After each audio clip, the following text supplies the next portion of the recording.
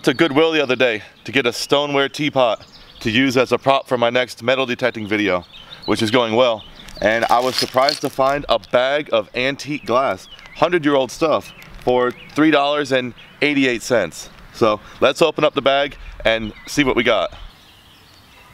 Okay, so here we have citrate of magnesia, and this is, you know, before 1915. You see how purple that is right there? I immediately recognized this because my eyes are trained to see manganese glass, and this thing originally had like a porcelain stopper on it like that because it was a type of medicine that required just a little bit at a time. It was pretty powerful stuff, and so this was a surface find. Somebody found this buried in the ground with the top sticking out like that, and for years and years the sun you know, baked the bottom of this, and that turned it purple. Here we have a little bottle of 3-in-1 oil. Now this stuff right here was originally bicycle oil back in 1895. It was a lightweight oil, a corrosion inhibitor, and citronella.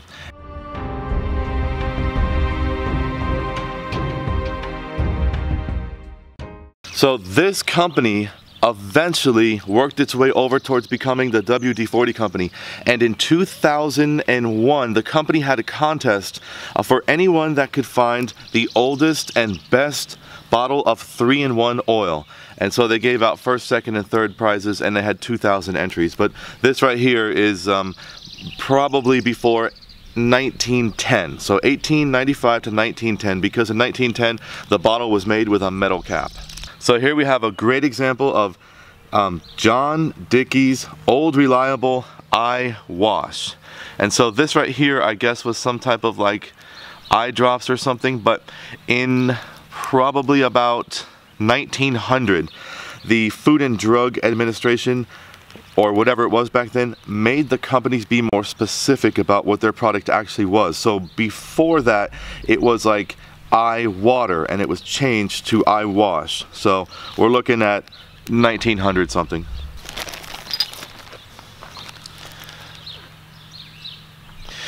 Here we have a bottle that's not very old. I recognize this even though it doesn't have any markings on it. It's a little like poodle jumping up in the air, and so this was from the 40s. It's was a little baby bottle, and it had like a little bottle top up here, and this was one of the very first like wet, what do you call them, like wet yourself dolls, where like you would put liquid in here and then you would actually change like the baby doll's diaper, and that was called Sun Babe. So it got mixed in with some, you know, 1900 stuff, but it's 1940s.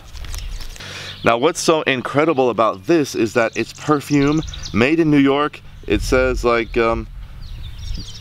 dactylis on it or something like that. It's like the name of a plant, and then it says Colgate, New York. So when's the last time Colgate made perfume? I think it could be 100-something years old. And like what's unbelievable is that it still smells. If I pull this out right here, the applicator, and smell it, it still smells like perfume some 100-something years ago. And it's like almost like haunting to smell this, because it's so old, but I can smell it right now. It's a flowery perfume, and it smells kind of sweet. So like dactylis, Colgate perfume made in New York. Isn't that amazing? So if you haven't seen my metal detecting videos, check them out on YouTube. It's metal detecting and genealogy and a little bit of history hunting. And the one that I'm filming now is going pretty well. I'm pretty impressed. And so it's a lot of fun. It's a lot of hard work. So check it out. It's called Time Travel Metal Detecting Episodes on YouTube. Thank you.